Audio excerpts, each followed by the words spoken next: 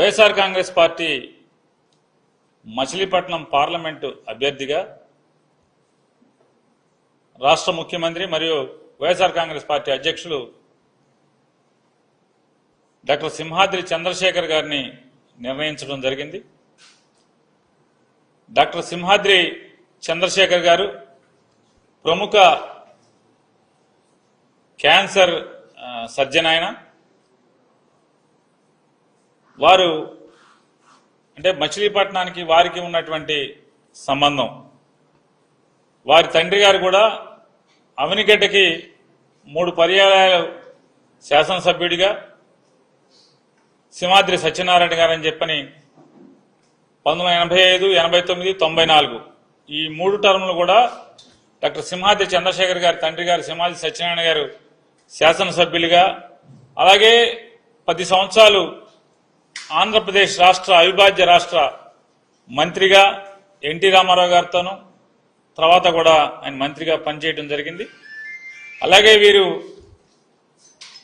మచిలీపట్నంలో జన్మించి స్కూల్ విద్య అంతా కూడా అంటే పాఠశాల విద్య అంతా కూడా అవనిగడ్డలోను, అట్లాగే ఇంటర్మీడియట్ విద్య మచిలీపట్నం నేషనల్ కాలేజీలో కూడా ఇంటర్మీడియట్ మచిలీపట్నంలో చదువుకుని తర్వాత వైద్య విద్యను అభ్యసించి సర్జన్గా, ఆ తర్వాత క్యాన్సర్ సర్జన్గా 1988వ సంవత్సరం నుంచి కూడా ఆయన క్యాన్సర్ వైద్య నిపుణుడిగా సేవలు ప్రారంభించి ఇప్పటికి దాదాపుగా 35 సంవత్సరాల నుంచి ఆంధ్రప్రదేశ్ తెలంగాణ మాత్రమే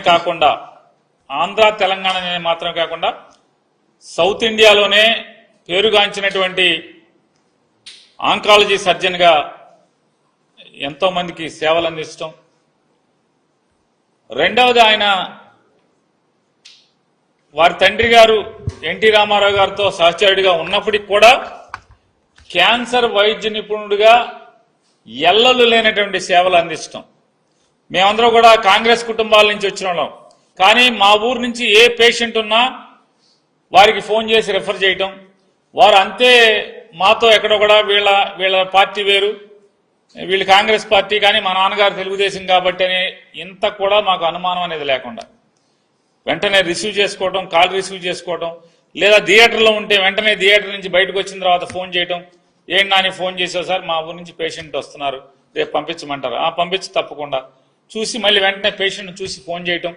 ఇక మీ పేషెంట్కి ఈ రకమైనటువంటి పరిస్థితులు ఉన్నాయి, ఇలా చేద్దాం లేదా ఆరోగ్యశ్రీలో పెడదాం. ఇట్లా ఎల్లలు లేనటువంటి ఈ పార్టీ ఆ పార్టీ అనేటువంటి సరిహద్దులు లేకుండా ఆయన సుమారుగా 35 సంవత్సరాలు అవిరిళ్ళ సేవ అందించారు. మరి ఇంత గొప్ప అంటే కేవలం కృష్ణా జిల్లా లేదా మచిలీపట్నమా కృష్ణా జిల్లానా లేకపోతే అనేది కాకుండా ఆయన సేవలు విస్తృతమైనవి.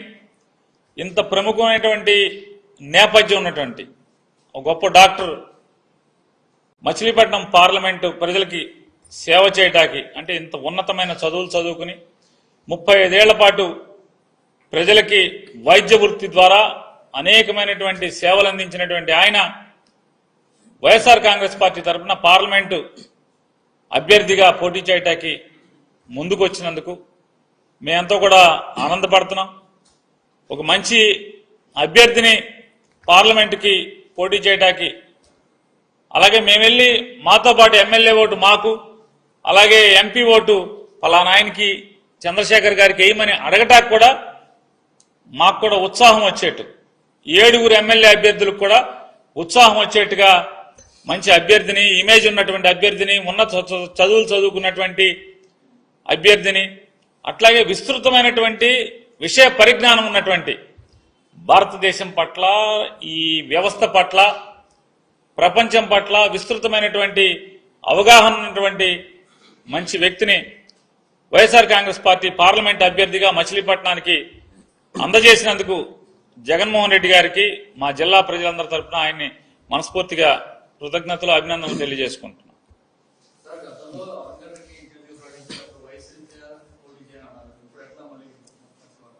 వయసు రీత్యా అని మీతో చెప్పారా?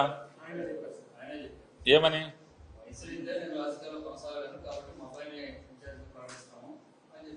దేనికి?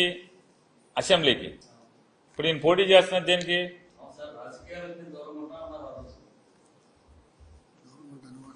రాజకీయాలకు దూరంగా ఉంటాననేది మీరు ఊహించుకుంటే ఎవడేం చేయలేడు.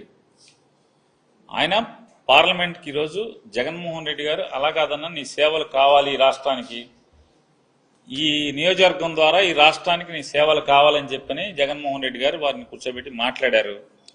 నీ అంత ఇమేజ్, ఇంత గొప్ప పేరు ప్రఖ్యాతులు ఉన్నటువంటి వ్యక్తి రాజకీయాల్లోకి రావటం వల్ల రాజకీయాల మీద పోను మనుషులు విలువలు లేకుండా ప్రవర్తిస్తున్నటువంటి ప్రస్తుత పరిస్థితుల్లో కేవలం అధికారమే కాంక్షగా, పదవి మాత్రమే కాంక్షగా ఇవాళ మనుషుల్ని అటుదూక చూసేటువంటి ఈ పరిస్థితుల్లో నీలాంటి నిబద్ధత ఉన్నటువంటి వ్యక్తి నాకు అవసరం అని చెప్పని జగన్మోహన్ రెడ్డి గారు కోరిన కోరిక మీదట సరే అయితే నేనే పార్లమెంట్కి వస్తానని చెప్పి ఆయన చెప్పిన విషయాన్ని మీకు తెలియజేస్తాను. దానికి అంటే మీరందరూ ఎట్లా ఉందంటే మీ పరిస్థితులు ఎందుకు వచ్చారు, ఈయన ఇంత మంచి అభ్యర్థిని ఎందుకు పెట్టారన్నటువంటి మీరు బాధపడితే ఎట్లాగా?